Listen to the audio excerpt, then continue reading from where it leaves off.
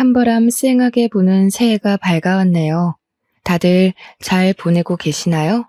저는 요즘 아이를 키우며 정신없이 살고 있는 40대 여자입니다. 몇 년 전 제 인생에 다시 없을 큰 사건을 겪고 난 뒤 일부러 더 바쁘게 살기 위해 노력하는 중입니다. 남들에게 우습게 보이지 않기 위해서 제 일에 더 열정을 쏟아붓고 있어요. 저에게 어떤 사건이 있었는지 궁금하시죠? 남들이 들으면 속이 시원할 이야기이지만 저에게는 상처였던 이야기인지라 이렇게 익명의 힘을 빌려봅니다. 그럼 지금부터 제 이야기를 한번 시작해 보도록 하겠습니다. 제 남편은 남동생이 하나 있습니다. 도련님이 어릴 적에 어머니께서 사고를 당해 돌아가시고 시부 혼자 남편과 도련님을 키워내셨다고 했어요. 그러다 보니 엄마의 손길이 필요한 시점에 남편이 나서서 도련님을 돌보면서 지냈다고 했습니다. 하지만 나이 차가 아무리 많이 나는 동생이라고 해도 남편도 어린애인데 얼마나 엄마처럼 잘 돌볼 수 있었을까요? 남자 셋이서 살다 보니 가사도 엉망진창이고 세심하게 챙겨줄 사람이 없다 보니 도련님이 학창시절에 많이 엇나가고 그랬었다네요. 더군다나 시모가 사고를 당한 일도 도련님이 어릴 때 과자가 먹고 싶다고 울고불고 조르는 바람에 시모가 빨리 가서 사온다고 서두르며 집을 나섰다가 사고를 당한 것이었어요. 그래서 남편은 도련님한테 마음의 유감이 상당히 많았던 터라 아무리 챙긴다고 챙겨도 속안에서 끓어오르는 거부감을 숨길 수 없었던 부분도 있었겠죠. 남편은 후에 그 일을 많이 후회했어요. 그래도 가족인데 다 잊고 받아줬어야 했는데 자기 속이 좁아서 친해질 생각을 못했다고요. 게다가 성인이 된 이후에는 남편이 먼저 손을 내밀기도 어려웠다고 했어요. 대학생인 도련님도 30이 넘은 남편에게 손을 내밀기란 쉽지 않은 결정이겠죠. 어머니의 죽음에 관한 부채감이 남아있었을 테니까요. 시부는 뭘 했는지 궁금하시죠? 시부는 아무것도 하지 않는 방관자였습니다. 어쨌든 서로는 여기까지 하고 저와 남편의 나이가 32살이었을 때 결혼을 했어요. 그 당시에 도련님의 나이는 딱 21살이었습니다. 저희가 결혼식을 올리기 무섭게 시부가 무책임하게 도련님도 다 컸으니까 본인도 본인 하고 싶은 거 하면서 살고 싶다고 제주도에 작은 집을 구해 내려가셨어요. 자연을 즐기면서 낚시나 하면서 그렇게 노후를 보내고 싶다며 다 버리고 떠나신 거죠. 도련님이 아무리 21살이라고 해도 돈도 없이 어떻게 혼자 대학을 다니면서 살 수 있겠어요. 원래 시부와 남편 도련님이 살던 집을 시부가 내려간 뒤 신혼집으로 꾸미기로 결정이 되어 있었고 도련님도 저희와 함께 더부살이를 하게 되었습니다. 결혼 신혼부부와 함께 살게 된 도련님은 괜히 눈치가 보인 건지 뭔지 2학년을 모두 마친 뒤 군대에 가기로 결정해놓고는 1학기가 끝나자마자 군대에 입대를 했어요. 저는 마음이 너무너무 불편했죠. 도련님이 눈치 보면서 살 입장은 아닌데 괜히 우리 부부 때문에 군대에 가기로 한 것 같아서요. 하지만 남편은 대면대면하게 굴고 신경 쓰지 않았어요. 고래 싸움에 새우등 터진다는 말처럼 괜히 저만 가운데에서 눈칫밥을 먹으면서 살았죠. 근데 군대에 간 도련님이 또 짠하고 마음 아픈 거예요. 형이라고 하나 있는 건 군대에 간 도련님 신경도 쓰지 않고 시부는 제주도에 있으니 면회 갈 생각도 전혀 없고요. 그게 하나둘 쌓이다 보니까 제가 더 이상은 못 참겠더라고요. 그래서 주말마다 면회를 다니기 시작했습니다. 저희 남편은 뭐하고 저 혼자 면회를 다니기 시작했는지도 궁금하시죠?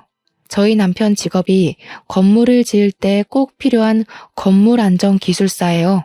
건물 짓는 동안 뭐 부자재를 나른다거나 시멘트를 바르는 직업은 아니지만 건물을 지을 때 필수적으로 이름이 올라가야 하는 직업이죠. 현장에서 하는 거 없이 도면 보고 관리 감독 살짝 해주고 커피 마시면서 유튜브나 보면서 오면 된다고 아주 편하다고 했는데 뭐 실상은 어떨지 잘 모르겠지만요. 근데 이게 기술사라는 직함이 붙다 보니 연봉은 또 어마어마하게 좋은 직업이에요. 물론 시험이 그만큼 어렵고 경력도 꽉꽉 채워야만 해서 시험을 보는 사람은 많아도 합격이 어렵기도 하고요. 아무튼 남편이 주말에도 가끔 불려나가 현장을 확인해야 하기 때문에 주말에 제가 혼자 있는 시간이 꽤 되었어요. 그때 결심을 한 거죠. 도련님 면회라도 가서 내가 이 집안에 녹아들어야겠다 하는 생각을요. 도련님 부대가 경기도 이천 쪽이라 집에서 멀지도 않았고 요즘은 버스 타면 한 번에 가는 동네기도 하니까 일석이조다 싶었어요. 처음에 남편한테 주말에 도련님 면회를 가겠다고 이야기하니 거길 왜 가냐는 식으로 물어보더라고요. 그냥 도련님이랑 친해지고 싶다고 당신이 영 벽을 세우는 느낌이라 도련님이 집에서 편히 못 쉬는 것 같다고 했죠. 남편은 저한테 괜한 짓이라고 했지만 제가 꾸준히 설득을 하면서 이야기를 하니까 본인이 동생을 잘못 챙긴 부분이 있긴 있다고 인정을 했어요. 그러면서 도련님이 마음을 열게 되면 자기도 다가가기 좋을 것 같다고 하더라고요. 속으로는 남편이 먼저 노력하는 게 도련님 입장에서도 더 편할 텐데 했지만 남편이 또 나이 차이가 많이 나는 동생한테는 꼰대 같은 모습을 보이는 터라 제가 두 형제의 돈독한 사이를 만들어주기 위한 발판이 되기로 자처했습니다. 제가 처음에 면회를 가니까 도련님이 무척이나 당황해하면서 어쩔 줄 몰라 했어요. 11살이나 차이 나는 형수님이 면회를 왔는데 무슨 이야기를 해야 할지 뭘 해야 할지 막막해 보이더라고요. 저도 면회라는 걸 너무 오랜만에 가봐서 먹을 걸 막 바리바리 싸들고 왔는데 요즘은 그 앞에서 다 사먹고 한다더라고요. 처음 두세 번까지는 도련님이 저를 보고 너무 막막해하는 게 느껴져서 내가 괜히 왔나 싶긴 했는데 칼을 들었으면 무라도 썰어야 하지 않겠습니까? 어떻게든 나를 편하게 바라볼 수 있게 만들어야겠다는 일념으로 계속해서 찾아가서 했던 말 또 하고 했던 말 또 하고 반복을 했죠. 군대 생활은 어때요? 괴롭히는 사람은 없어요? 밥은 잘 나와요? 그런 질문들 있잖아요. 근데 도련님도 되게 군 생활이 외로웠나 봐요. 제가 자주 찾아가고 은근 말동무가 되어주니까 슬슬 자기 이야기도 하나씩 하고 군대에서 있었던 재밌는 일, 억울한 일 다 털어놓기 시작했어요. 대여섯 번째쯤 만남에는 멀리서 환하게 웃으면서 형수님 하면서 달려오는데 그때 딱 가슴에 뭔가 느껴지는 게 있는 거예요. 도련님에게 진짜 가족이 될 수 있겠다. 그런 마음이요. 그전까지는 저를 불편해하는 마음이 컸다면 이제는 저의 면회를 기다려온 사람처럼 굴어주니까 저도 되게 뿌듯했어요. 나이 차이 11살이 무색하게 은근 대화도 잘 통하고 친해질 수 있는 이야기거리가 많더라고요. 특히 연애 상담이 세상에서 제일 재밌는 거 아시죠? 도련님의 그동안 연애사를 쭉 들으면서 얼마나 재미있었는지 몰라요. 면회하는 그 시간이 너무 짧게 느껴질 정도였어요. 처음에는 시간 언제 가나 계속 시계만 쳐다봤는데 나중에는 벌써 가야 돼? 할 정도로 시간이 순식간에 지났죠. 도련님도 군대라는 외딴 섬에서 지내면서 의지할 곳이 필요했었던 것 같아요. 남편도 시부도 도련님의 의지처가 되지 못하니까 제가 되어주겠다고 마음먹은 거고 도련님은 그걸 받아주었고요. 처음에는 휴가 나와서도 친구네 집에서 지내겠다고 인사만 하고 쓱 사라지곤 했는데 저랑 친해지고 나서부터는 달라졌어요. 집에 들어와서 시간을 보내고 저랑 술도 한잔하면서 못다한 이야기들을 나누기도 했어요. 남편은 그런 도련님의 변화에 매우 놀라워하면서 은근슬쩍 같이 엉덩이 붙이고 앉아서 이야기를 나누기도 했습니다. 도련님도 남편을 어색해하면서도 저라는 교차점이 있으니까 둘 다 슬슬 마음을 열기 시작했고요. 제대를 앞두고 휴가를 자주 나오기 시작한 시점부터는 정말 다른 형제들과 다름없이 둘이 장난치고 노는데 너무 벅차올랐어요.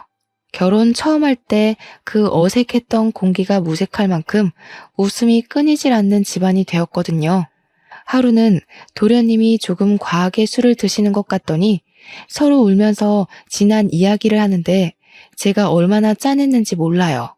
속내를 다 털어놓고 나니 홀가분해 보이긴 했는데 그 이야기들은 절대 가볍지 않은 이야기였어요.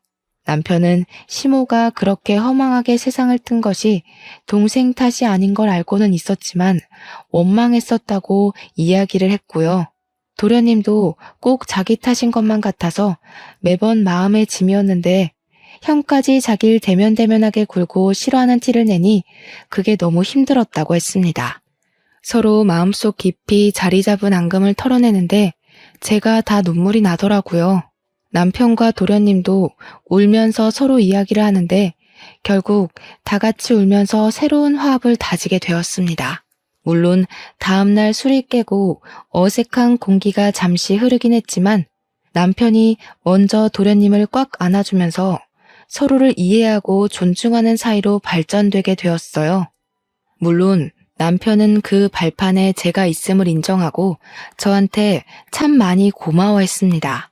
그렇게 도련님이 군대에서 만기 전역을 했고 복학까지 하게 되었습니다. 알고 보니 우리 도련님이 학창 시절에 노는 친구들이랑 어울린 것 치고는 공부를 꽤 잘했더라고요. 학업에 집중해야 할 시기에 아르바이트를 하면서 시간을 헛되게 쓰는 건 아닌 것 같다는 저의 말에 남편도 며칠을 고민하다가 도련님을 불렀어요. 남편의 연봉이 또래에 비해 무척 높기도 했고 동생을 생각하는 마음을 가지니 도련님의 대학 생활을 책임져 주고 싶은 마음이 들었던 거죠. 저는 물론 찬성했습니다. 도련님이 공부도 하면서 일도 하고 그러다가 두 마리 토끼를 다 놓치는 건 싫었거든요.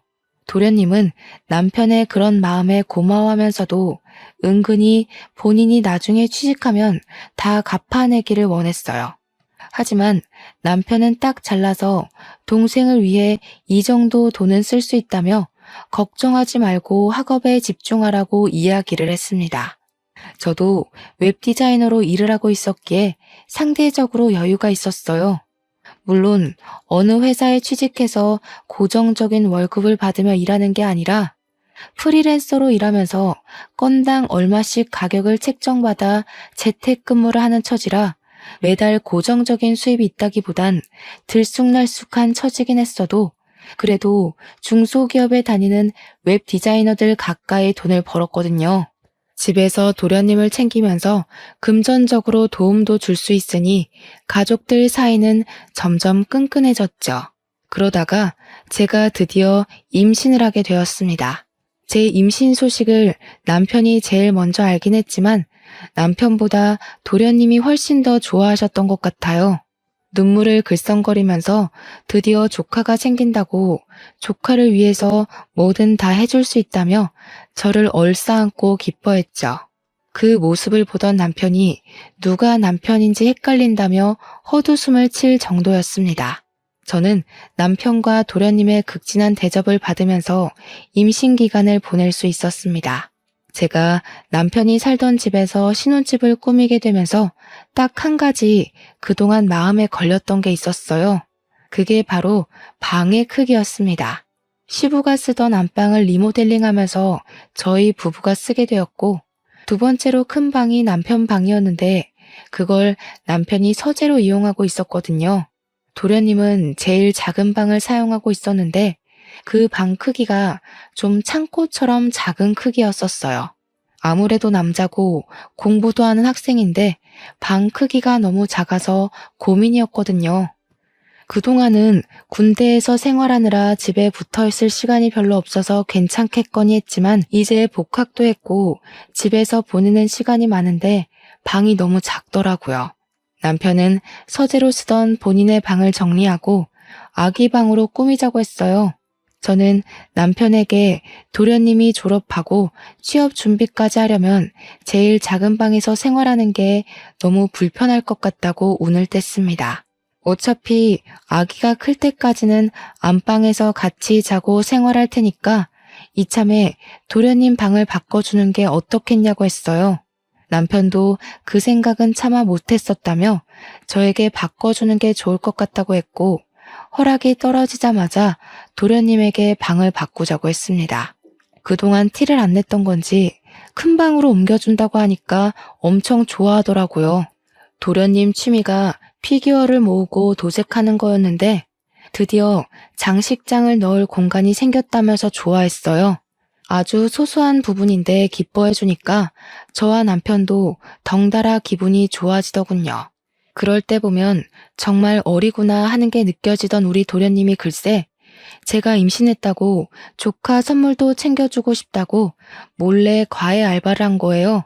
나름 서울에 있는 상위권 대학이라 그런지 아르바이트 자리가 꽤 있었다면서 몇 개월을 틈틈이 모아서 저에게 선물을 안겨준 거죠. 남편에게도 받아본 적 없는 작은 명품 백이었어요. 저는 로고를 보고 너무 놀라서 이거 못 받는다고 환불해요라고 했지만 도련님은 강경하게 꼭 형수님이 들어줬으면 좋겠다고 했어요. 그러고는 아이 키울 때 필수품이라고 인터넷에서 검색해서 사왔다며 젖병 소독기랑 우리 아이가 입을 내복까지 준비했더라고요. 저한테 필수품 사줘서 고맙죠? 하면서 해실거리면서 웃는데 어디서 이런 복덩어리 도련님을 만난 건지 너무 고마웠습니다. 우리 남편도 차마 생각하지 못했던 부분이라면서 깜짝 놀라서 도련님한테 엄지척 해주더라고요. 우리 남편이 그런 센스를 좀 본받았으면 하는 부분에 도련님 보고 잘 따라하라고 저는 옆구리를 찔렀고요. 그 가방이 너무 예쁘고 소중해서 다를까봐 아까운 마음에 제대로 들고 다니지도 못했네요. 방 한가운데 걸어놓고 고사 지내듯이 내 소중한 명품백 하고 있으니 남편이 보다 못해서 막 들고 다니라고 가방을 하나 더 사줬어요. 우리 도련님 덕에 결혼한 지 몇 년 만에 남편한테서 명품백도 선물 받아본 거죠. 제가 임신 3개월쯤 접어들었을 때 남들처럼 입덧이 엄청나게 심하게 왔어요. 정말 물냄새만 맡아도 역 한 끼가 올라올 정도로 심해서 입덧 티백이며 입덧 사탕이며 나중에는 약까지 처방받아서 먹었습니다. 살은 쭉쭉 빠지고 정말 아무것도 생각나지 않고 어지러움도 심해져서 수액을 맞아가면서 하루하루를 버텼어요. 그때 남편은 새 공사일을 수주받아서 지방 출장도 가고 일이 바빠 저를 거의 챙겨주지 못했습니다. 그래서 바쁜 남편을 대신해 도련님이 모든 수발을 다 들어주셨어요. 입덧이 살짝 가라앉아 먹고 싶은 게 생기면 도련님이 얼른 나가서 사다 주고 구하지 못할 음식들은 정말 인터넷으로 백방으로 알아봐서 어떻게든 구해다 주었어요. 날이 쌀쌀한데 수박이 너무 당겨서 수박바라도 사 먹어야 하나 했는데 수박 주스를 어디서 구해와서 저한테 주더라고요. 진짜 남편에게서 느낄 수 없는 감동적인 모습이었다고나 할까요? 출산하고 나서도 도련님의 조카 사랑은 대단했습니다. 바쁜 남편을 대신해서 병원에 예방접종을 할 때도 도련님이 따라가 주었고 아기 분유나 기저귀가 다 떨어져서 발을 동동 구를 때도 도련님이 사다 주었어요. 아기를 키우느라 잠도 제대로 못 자는 저를 배려해서 삼시세끼 밥도 다 차려주고요. 마트에서 장까지 다 봐오더라고요. 같이 외출을 할 때면 사람들이 저한테 젊은 신랑 둬서 부럽다고 놀리기까지 했으니 말 다 했죠. 저도 정말 도련님이 없었으면 2시간마다 깨서 밥을 달라고 보채는 아기를 어떻게 키웠을까 싶습니다. 살림살이도 전부 도련님이 책임져준 덕분에 아기 젖병 한번 제가 소독해 본 적이 없었어요. 다행히 도련님의 기말고사가 끝나고 종강을 한 시점이라 24시간 붙어서 조카를 같이 봐주는데 너무 고마웠습니다. 그 나이대 남자가 육아에 대해 뭘 알겠어요. 혹여라도 조카한테 피해가 가면 안 된다고 제 육아 서적까지 빌려다가 보면서 공부를 하는데 진짜 도련님이 누구랑 결혼할지 너무 부러웠습니다. 도련님의 방학이 끝나고 나서는 시부가 간간히 올라와 아이를 봐주고 친정에서도 많이 도와주었어요. 100일이 지나고 나니까 아기가 잠도 더 오래 자고 보채는 것도 많이 줄어서 육아에 점점 능숙해졌죠.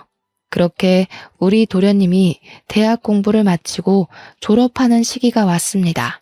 졸업식 날은 함께 보내야 되지 않겠냐며 시부가 서울에 올라오셨는데 얼굴이 많이 상하셨더라고요.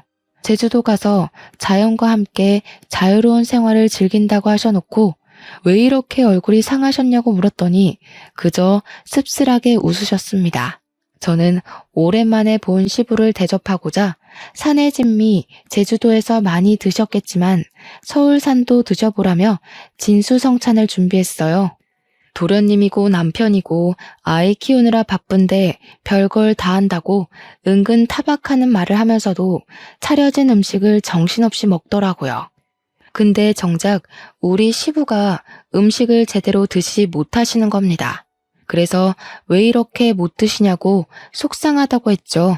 그제야 시부가 할 말이 있다면서 사실 몸이 좀 안 좋다고 이야기를 하시는데 너무나도 충격적이었어요.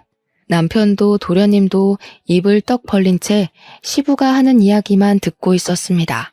살아갈 날이 얼마 안 남은 것 같다면서 그래도 손주는 보고 갈 수 있으니 얼마나 다행이냐고 웃으시는데 눈물이 왈칵 쏟아질 것 같았어요. 제 손을 꼭 잡으시면서 며느리 덕분에 아들들이 사이좋게 지내는 모습 마지막으로 눈에 담고 갈 수 있다며 그동안 마누라 잃은 슬픔에 아들들도 제대로 챙기지 못했다고 저한테 고생했다고 하시는데 눈물바다가 되더라고요. 너무 행복하게 살고 있었는데 갑자기 병으로 아프시다고 하니 가족들이 무슨 이야기를 할 수 있겠습니까? 서울에 올라오신 이유도 물론 도련님의 졸업식을 보기 위해서였지만 요양병원에 들어가시려고 오신 거였습니다. 시부는 위암 말기라고 했어요. 위암은 생존율이 높은 병이지만 이미 손 쓸 수 없는 시기에 접어들었다며 암 환자들이 모여있는 요양병원에 대기를 해두셨대요. 자리가 났다는 말에 제주도 생활을 빠르게 정리하고 올라오신 거더라고요. 시부는 일주일 뒤 요양병원에 입원을 하셨고 서울 근교에 교통편도 잘 되어 있는 곳이라 저는 간간히 시부의 간병을 하러 요양병원으로 향했습니다. 애 키우는 것도 벅찼지만 시부에게 아이를 더 많이 보여드리고 화목한 가정을 보여드리고 싶었어요. 남편도 도련님도 저에게 늘 고마워하는 마음을 지니고 있었습니다. 아기 업고 다니면서 시부 병간호를 하고 하지만 제 마음과 달리 시부는 오래 견디지 못하셨고 6개월을 넘기지 못하시고 돌아가셨습니다. 우리 아기 나이가 고작 3살밖에 되지 않았을 때였어요. 시부 재산이 많진 않았지만 은근히 알짜배기셨더라고요. 남편하고 도련님이 뚝 잘라서 반씩 나눠가지고 제주도에 작은 땅이 하나 있다고 해서 그 땅을 정리할 겸 다 같이 제주도 여행을 떠났습니다. 그런데 그 땅에 빽빽하게 나무가 심어져 있더라고요. 이 나무를 어떻게 처리하지 하고 있었는데 알고 보니 그 나무가 조경에 많이 쓰이는 나무고 부르는 게 값인 나무였어요. 땅값보다 몇 배나 더 비싼 나무였던 거죠. 빽빽하게 심어진 나무를 팔고 나니까 억 단위 돈이 생기더라고요. 그 돈이 통장에 찍힌 걸 보고 남편이랑 도련님이랑 저랑 셋이 얼마나 얼떨떨했는지 몰라요. 도련님은 2년이 조금 안 되는 시간 동안 취업 준비를 해서 대기업에 당당하게 입사를 했어요. 원래도 공부를 잘하고 또 나름 좋은 대학을 나왔으니까 대기업에 입사하는 게 당연하다고 생각은 했지만 도련님의 노력 없이는 힘든 일이었죠. 그런데 제가 모르던 사실이 있었던 거죠. 도련님이 직장 내에서 나름 인기도 좋고 서글서글하니 굳은 일도 잘하는 타입이었는데 그걸 시기 질투하던 무리가 있었던 겁니다. 하필 그 무리가 프로젝트에서 좋은 성과를 따냈고 도련님을 슬슬 무시하기 시작하면서 직장 내 괴롭힘이 시작된 거예요. 도련님이 어느 날부터 살도 너무 빠지고 원형 탈모가 생길 정도로 괴로워하더라고요. 남편은 그런 도련님에게 어딜 가든 너를 좋아하는 사람만 존재할 수 없다고 버텨내라고 했지만 저는 그런 도련님을 차마 지켜만 보기 너무 힘들었어요. 도련님에게 버티는 게 능사는 아니다. 버티면서까지 대기업이 꼭 좋은 모습만 있는 건 아니지 않냐고 은근슬쩍 자격증 이야기를 꺼냈습니다. 남편처럼 기사 자격증을 따서 일을 하다가 기술사 자격증까지 노려보는 건 어떻겠냐고요.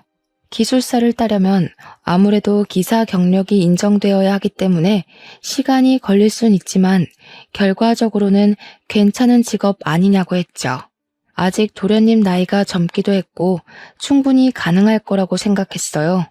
도련님은 정말 제 말에 용기를 얻은 건지 힘들게 입사한 대기업에 사표를 내고 공부에 몰두하기 시작했습니다. 첫 시험에서 기사 자격증을 따냈고 일을 시작했는데 같은 길을 걷겠다는 동생이 내심 뿌듯했는지 남편이 여러 방면으로 잘 이끌어 주었어요. 남편이 수주받은 건물 현장에 일손이 부족했는지 도련님에게 이야기를 하더라고요. 현장 사람들에게도 추천을 해서 도련님은 남편과 같이 일을 하게 되었습니다. 조건도 괜찮고 월급도 괜찮고 남편이 관리직으로 있는 회사나 다름없어서 그런지 도련님에게 다들 친절하게 군다고 했어요. 도련님도 남편이랑 같이 일을 하기 시작한 뒤로 출퇴근도 같이 하고 점심도 같이 먹고 꽤 즐거워 보였거든요. 그런데 한두 달 지나고 나서부터는 도련님이 또 점점 말수가 줄어들고 저한테도 대면대면하게 구는 겁니다. 늘 살갑게 저에게 말을 걸어주던 도련님이 갑자기 찬바람 쌩하니 부니까 저도 좀 이상했어요.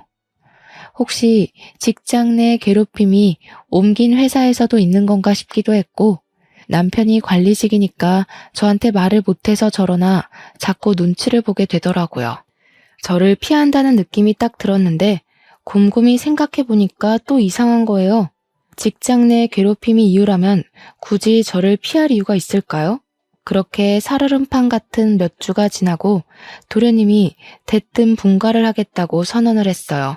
제가 왜 그러냐, 지금도 잘 살고 있지 않냐, 우리 딸이 서운해할 거고 나도 서운할 것 같다고 달랬어요. 근데 도련님이 딱 잘라서 자기도 벌써 30살인데 자리도 잡았고 혼자 살고 싶다고 하는 겁니다. 우리 딸이 몇 년 더 지나서 초등학생이 되면 다 큰 삼촌이랑 같이 사는 것도 불편할 것 같다고 하고 딸은 아직 어리니까 삼촌이랑 못 노는 거냐고 울고불고 하는데 도련님 입장을 생각해보면 우리 딸이랑 놀아주느라 주말에도 못 쉬고 하니까 도련님 생각을 하면 자취하는 게 낫겠다 싶더라고요. 집 근처에서 자취할 거죠? 하고 물어보니까 이번에 대구에 있는 회사에 좋은 조건으로 취직을 하게 되었다면서 대구로 간다는 겁니다. 거기 가면 아는 사람도 없고 기술사 공부나 차근차근 해서 시험 준비도 하고 싶다고. 대구가 너무 멀다 싶었지만 KTX 타면 또 2시간 거리니까 알겠다고 할 수밖에 없었어요. 도련님은 서둘러서 자취 준비를 했고 저는 은근히 미심쩍었지만 보내줘야 했죠. 제가 엄마도 아니니까요. 그런데 도련님이 자취를 시작한 이후 저랑 연락이 잘 안 닿더라고요. 맨날 잤어요. 바빴어요. 공부했어요. 이러는데 막말로 제가 뭐라고 도련님한테 닥달을 할 수 있겠습니까? 그렇게 또 어영부영 몇 년이 흘렀습니다. 남편은 여전히 일이 바빠 시간 내기가 어렵고 도련님의 연락은 정말 가뭄에 콩나듯 생존 신고만 하는 정도로 왔어요. 어느 날 갑자기 남편이 대구에 출장을 가게 되었다면서 가는 김에 도련님 보고 주말에 올라오겠다고 하더군요. 그래서 저도 주말에 같이 대구에 갈까? 하니까 일 때문에 가는 거라고 딱 잘라서 오지 말라고 했어요. 서운했지만 나중에 따로 가겠다고 했죠. 주말이 되어서 오랜만에 도련님한테 전화를 했어요. 도련님이 반갑게 받아주길래 형 잘 만났어요? 맛있는 거 먹었어요? 하니까 네? 하고 대답을 하는데 느낌이 딱 쎄한 거예요. 우리 남편이 대구에 간 사실조차 모르는 그런 느낌이 났다고 할까요? 그래서 도련님, 우리 남편 안 만났어요? 도련님 본다고 대구 갔는데? 하니까 도련님이 무척 당황했어요. 아, 이러면서 대답을 못하는데 뒤통수 팍 맞은 느낌이 나더라고요. 도련님 뭐 알고 있는 거 있냐? 나한테 다 말해달라 하니까 자긴 아무것도 모른대요. 그냥 형이 대구 오는 것도 잘 몰랐다고 일이 바빴어야 하는데 누가 봐도 도련님이 변명하는 느낌이 들었습니다. 그래서 저는 남편이 바람이 났구나 하는 걸 직감적으로 느꼈어요. 그때부터 재택근무하고 있던 웹디자인 일도 눈에 들어오지 않고 아이가 밟히지도 않더라고요. 그래서 일단 남편이 집으로 돌아오고 뻗어서 자는 동안 남편의 휴대폰을 뒤지기 시작했습니다. 그런데 너무 깔끔하게 다 삭제가 되어 있더라고요. 문자며 카톡이며 SNS며 있는 게 하나도 없더라고요. 제일 수상한 게 뭔지 아세요? 카드사 결제 문자까지도 하나하나 다 지웠다는 겁니다. 그래서 저는 남편이 집에서 사용하는 컴퓨터에 공인인증서가 깔려 있다는 걸 기억해냈어요. 남편이 쓰는 아이디랑 비밀번호가 모두 통일되어 있었거든요. 그래서 카드사 홈페이지에 접속을 해서 명세서를 확인하기 시작했습니다. 정말 무슨 정신으로 그걸 일일이 프린트했는지 모르겠네요. 대구에 출장 간다고 한 날도 경기도에 있는 호텔에서 카드를 사용한 흔적이 발견되었고요. 모텔, 호텔, 영화관 이런 내역들이 막 있더라고요. 손이 부들부들 떨리고 목구멍에서 불이 나올 것 같았습니다. 저는 바로 도련님에게 전화를 걸어서 솔직하게 모조리 다 털어놓으라고 했어요. 나 다 알게 되었다고, 남편이 호텔 가고 바람 피우는 거 다 찾아냈다고 하니까 도련님이 한숨을 푹 쉬더라고요. 그제야 모든 걸 다 털어놓는데 남편이 정말 개자식이었습니다. 도련님이 남편이 소개해준 업체에서 일할 때 거기에 있던 경리랑 이상한 낌새가 있다는 걸 눈치를 챘대요. 혹시나 하고 남편을 떠보니까 둘이 바람난 게 맞았고 화도 내고 싸우기도 했다고 했습니다. 그랬더니 남편이 정리할 거라고 했다며 대신 자기가 동생에게 바람 피운 걸 들킨 게 수치스럽다고 집에서 나가라고 했답니다. 얼굴 볼 때마다 그 경리가 생각날 것 같다고. 그러면 형수한테도 죄지는 기분 아니겠냐? 가정에 충실할 수 있게 나가 살아달라고 했대요. 저한테 말은 못하고 티도 못 내고 전전긍긍하다가 결국 저를 피하게 됐고 집도 나가 살게 되었다고 했습니다. 아직 정리 못한 것 같다고 혹시 그 격리 사진 있냐고 하니 도련님이 이직할 때 쫑파티하면서 찍은 사진이 있다고 보내줬어요. 아주 어린 여자더라고요. 참나. 그러면서 도련님이 형이랑 이혼하실 거예요? 하고 물어보는데 바람났는데 어떻게 같이 살 수 있겠냐고 했어요. 그러니 차라리 잘 됐대요. 이혼하겠다고 형수가 마음먹었으니 자기도 마음 한결 가벼워졌다면서 바람 잡으러 같이 가자고 하더라고요. 그래서 저는 그때부터 작전을 짰어요. 은근슬쩍 남편한테 주말에 또 출장 가? 하면서 이번 주에는 내가 도련님한테 다녀올까 해 하고 집을 비울 거라고 언지를 줬죠. 그러니 남편이 신나서 저한테 대구 구경도 하고 포항도 가까우니까 바다 구경도 하고 오라고 이야기를 하더군요. 아기도 데려가서 오랜만에 삼촌이랑 만나게 해주라고 막 등 떠밀길래 알겠다고 했어요. 저한테 며칠 다녀올래? 하는데 너무 속 보이잖아요. 그냥 알겠다고만 하고 주말이 다가와 배웅하는 남편에게 웃어주고는 친정에 애를 맡겼습니다. 서울역으로 가서 도련님을 만났는데 도련님이 차를 렌트해 왔더라고요. 집 앞에 잘 안 보이게 주차를 해두고 그 여자가 들어가나 남편이 나오나 눈에 불을 켜고 보고 있는데 남편이 아주 번쩍번쩍하게 차려입고 머리에 무스까지 바르고는 나오더라고요. 남편의 차를 뒤쫓아가면서 틈틈이 사진도 찍고 동영상도 찍어서 증거를 남겨주었습니다. 도착한 곳은 영화관이었고 여자를 만나더라고요. 사진 속 그 경리가 맞았습니다. 도련님도 맞는다고 했고요. 영화관에서 나와 호텔에 가는 것만 제대로 동영상을 찍으면 되겠다 싶었는데 이 미친 것들이 우리 집으로 들어가지 뭡니까? 그런데 우리 집이 아파트가 아니라 옛날식 주택이라서 세탁실로 향하는 외부 계단이 따로 존재했어요. 혹시 몰라 열쇠를 늘 들고 다녔는데 그날 때마침 쓸 날이 온 거죠. 그쪽 가서 문을 살짝 열고 주방 쪽이랑 연결된 세탁실이라 몸을 숨기고 거실 소리를 듣고 있었습니다. 남편이랑 상간녀가 신나서 떠들고 있더라고요. 우리 진짜 호텔 안 가도 돼? 집에 있어도 돼? 나 너무 불안한데. 너 우리 집 와보고 싶어 했잖아. 마누라 대구 가서 오늘 안 들어올 거니까 너무 걱정하지 마라. 와이프 그 도련님이랑 바람난 거 아니야? 차라리 그랬으면 좋겠다. 이 집에 내가 들어와 살면 딱인데. 자기랑 나랑 너무 늦게 만났어. 제가 진짜 말도 안 되는 소리에 몸을 부들부들 떨면서 화를 참고 있는데 도련님이 완전 프로처럼 그 모든 걸 다 동영상으로 녹화를 하고 있더라고요. 든든한 마음에 저도 더 참아서 결정적인 증거를 잡아야겠다고 생각했습니다. 근데 자기 동생이 우리 불륜인 거 눈치챘다고 안 했어?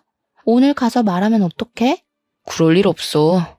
걔 대구 간 게 우리 불륜 알게 돼서였잖아. 내가 너네 형수 가슴 아프게 하고 싶지 않으면 입 다물어라 그랬거든. 너랑 정리할 거니까 시간도 좀 줘라. 대구 가서 살아라 하니까 군소리 없이 가더라. 병신. 근데 왜 그렇게 자기 말을 잘 듣는 거야? 뭐 죄진 거 있어? 내 동생이 우리 엄마 잡아먹었거든. 엄마 죽고 그 부채감이 남아있겠지 뭐. 이미 예전 일이라 신경도 안 쓰는데 혼자 눈치 보는 게 좀 편하게 이용해 먹기 쉬워서 내버려 뒀지. 거기다가 지 형수한테는 또 끔찍하게 잘해요. 그 말에 도련님 얼굴이 시퍼렇게 질리면서 정말 부들부들 하는데 바람난 남편은 제 남편인데 상처는 도련님이 다 받는 느낌이었습니다. 우리 도련님 불쌍해서 눈물 날 것 같고 제가 결국엔 못 참고 뛰쳐나갔습니다. 야, 이 망할 것들아. 제가 소리를 지르면서 달려가자 남편이랑 상간녀랑 둘 다 으악하면서 귀신 본 것처럼 놀래는데 도련님이 뒤따라 나오면서 동영상을 계속 찍고 있었어요. 남편은 놀래서 이게 다 무슨 짓이냐고 오히려 소리를 치는데 제가 콧방귀를 끼면서 말했죠. 무슨 짓은 너네들이 하고 있는 거 아니니? 이 후레자식이야.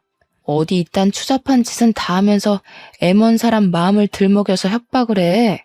그러면서 제가 다 쳐죽일 년놈들이라고 소리를 지르며 잡히는 대로 물건을 막 집어던지기 시작했습니다. 남편은 그 와중에 저한테 진정하라는 둥 말도 안 되는 소리를 짓거리고 있고 상간녀는 슬금슬금 눈치 보면서 현관문 쪽으로 가더군요. 시부가 남겨준 집에서 가족 사진이 저기 떡하니 걸려있는데도 바람이 피고 싶은 건지 아니면 바람을 피우고 있기 때문에 눈에 보이는 게 없는 건지 정말 저는 남편에게 이 집에서 전현이랑 뭘 하려고 했냐고 막 추궁했어요. 남편이랑 상간녀 둘 다 아무 말도 못하고 뻘뻘 땀만 흘리고 있더라고요. 정신 나간 것들.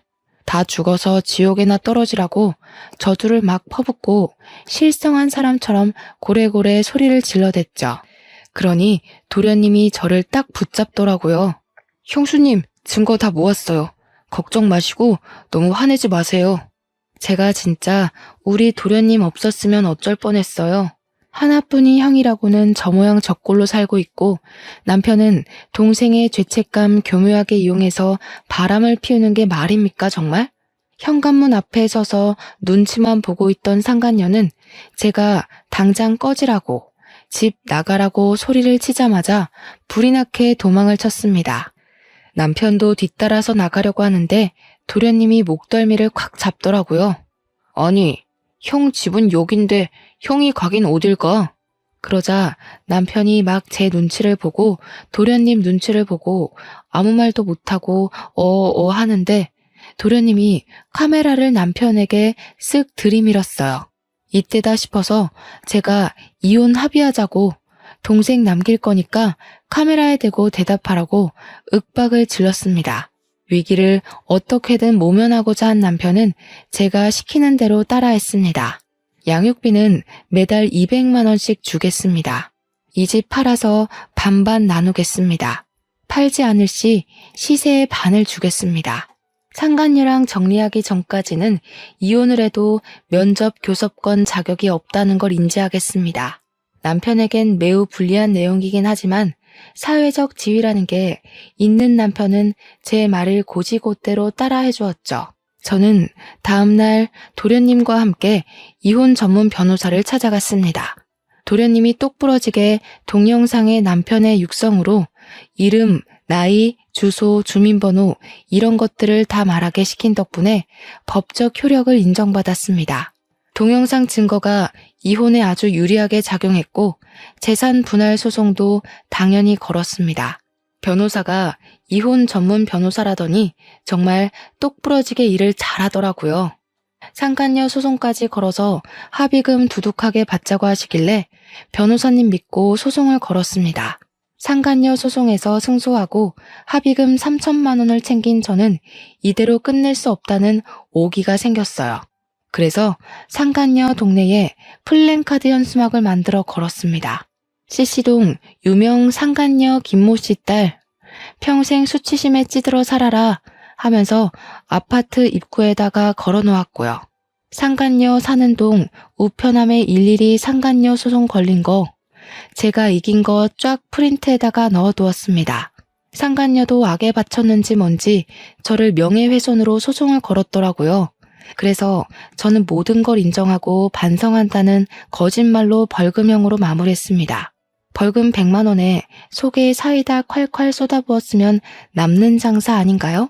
남편과 이혼 소송은 집 방값을 통장으로 받고 위자료도 나무 팔았던 돈을 가지는 걸로 끝냈습니다. 남편이 그 돈 한 푼도 안 쓰고 내버려뒀더라고요. 시부가 주는 돈이다 생각하고 제가 챙기게 된 거죠. 양육비는 아쉽게도 200만 원까지는 받을 수 없었지만 120만 원에 합의를 하게 되었습니다. 당연하게도 남편과 도련님은 절연을 하게 되었어요. 남편이 추후에 어떻게 저를 도와 그런 발칙한 짓을 할 수 있냐며 도련님한테 욕을 엄청나게 했대요. 찾아와서 때리는 신용도 하고 눈에 띄면 뭐 발목을 분질러 버리겠다는 둥 저열한 협박은 다 했더라고요. 물론 도련님은 그 모든 통화 녹음본을 들고 경찰을 찾아가 접근 금지 신청도 냈고요. 결국 대구 생활도 청산하고 우리 친정집 근처로 이사를 오게 되었습니다. 저와 남편과 살던 집에서 모든 짐을 정리하고 친정에 들어와 살게 되었거든요. 이혼하고 돌아간 게 너무나도 면목 없고 죄송스럽지만 육아를 도와줄 수 있는 손길이 필요하긴 해서 어쩔 수 없이 결정했습니다. 도련님은 친정 근처에 자리를 잡은 뒤 저에게 꾸준히 요청을 했어요. 저희 딸 공부하는 거 도련님이 지원해주고 싶다고 말이죠. 받은 유산도 있고 하니 살림살이 넉넉하다고 하는 겁니다. 본인 대학 등록금부터 취업 활동할 때까지 용돈도 주고 일일이 챙겨준 게 다 형수가 한 거 아니냐면서 은혜 갚고 싶다고 말하길래 그러지 말고 앞으로는 비밀 없이 힘든 거 있으면 다 말해달라고 했어요. 가끔 조카 용돈도 주고 저 맛있는 것도 사주고 그래주면 고맙겠다고. 애 양육은 제가 해야 하는 게 맞고 전 남편이 해야 하는 거라고 이야기했죠. 전 남편과 절연까지 한 마당에 의지할 곳은 저뿐이라며 앞으로도 잘 지내자고 너스레를 떨었습니다. 정말 가족처럼 아직까지도 잘 지내고 있는 중이고요. 전 남편은 결국 상간녀 소송 걸려서 집안 망신 시킨 거부터 시작해서 돈 물어주고 양육비 매달 줘야 하는 거 등등 상간녀랑 피 터지게 싸우고 헤어졌다고 하더라고요. 세기의 사랑인 척 하더니 얼마 못 가 파국을 맞았다는 소식에 얼마나 고소했는지 모릅니다. 우리 친정에서도 도련님을 아들처럼 생각해 주시기로 했어요. 이제는 누나 동생 하는 사이로 지내며 지난주에도 집에서 밥 먹고 갔네요. 좋은 여자 만나서 장가 갈 때까지 제가 옆에서 가족처럼 의지처가 되어주려고 합니다. 도련님 덕분에 저도 앞뒤가 다른 인간이랑 이혼하고 새 출발할 수 있게 되어 너무나도 기쁩니다. 앞으로도 의좋은 사이로 잘 지내보겠습니다. 사연 들어주신 여러분 감사합니다.